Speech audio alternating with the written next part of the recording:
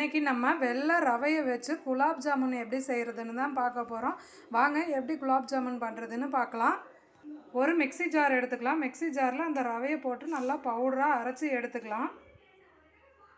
இதை நல்லா அரைச்சி எடுத்தாச்சு. நான் 100 கிராம் ரவையை எடுத்துருக்கேன். இப்போ ஸ்டவ் ஆன் பண்ணி ஒரு கடாயை வச்சுக்கலாம். 100 கிராம் சர்க்கரை சேர்த்துக்கலாம். 2 டம்ளர் தண்ணி சேர்த்துக்கலாம். பாகுபதெல்லாம் வரணுன்ற அவசியம் இல்லை. கொஞ்சம் பிசுபிசுப்பு தன்மையோடு இருந்தால் போதும். ஒரு ஏலக்காய் உடைச்சி இந்த பாகில் சேர்த்துடலாம்.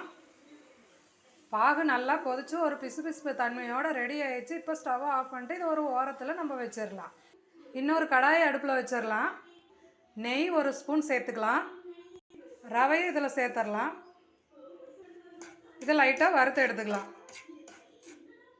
லைட்டாக வறுத்து எடுத்தாச்சு. 100 கிராம் நான் ரவை சேர்த்தேன். 300 ml பாலை கொஞ்சம் கொஞ்சமாக இதில் சேர்த்துக்கலாம்.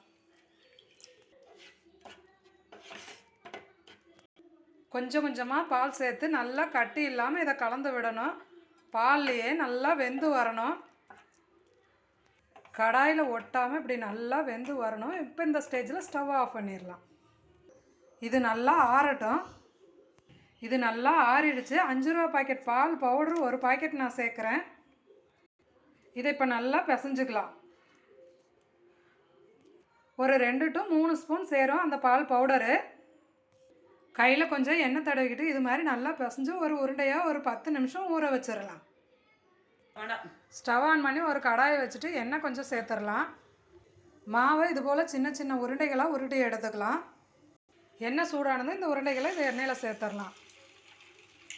தீ கொஞ்சம் மீடியமாக வச்சுட்டு பொறுமையாக வேக விடணும். நல்லா செவக்க வேகணும். இதை அப்படியே திருப்பி விட்டுடலாம். நல்லா இதை திருப்பி விட்டுக்கலாம். நல்லா செவக்க வேகணும். இது நல்லா வெந்துருச்சு. இப்போ இதை எடுத்துடலாம். இந்த உருண்டைகள் கொஞ்சம் நல்லா ஆறணும்.